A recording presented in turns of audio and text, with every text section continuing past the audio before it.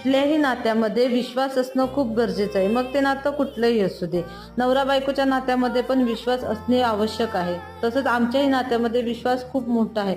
म्हणूनच तर आज आम्ही एकमेकांपासून वेगळे राहतो. या विश्वासाच्याच जोरावर आम्ही दोघं एकमेकांपासून वेगळे राहतोय. माझा ह्यांच्यावर आणि ह्यांचा माझ्यावर खूप विश्वास आहे.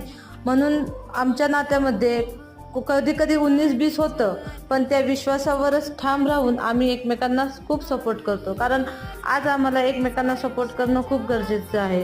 कारण हे असं म्हणतात की आपण जर आज एकमेकांचा विचार केला तर मुलींचं काय, कारण त्यांचं भवितव्य घडवणं खूप गरजेचं आहे. त्यांना चांगलं आयुष्य देणं खूप गरजेचं आहे.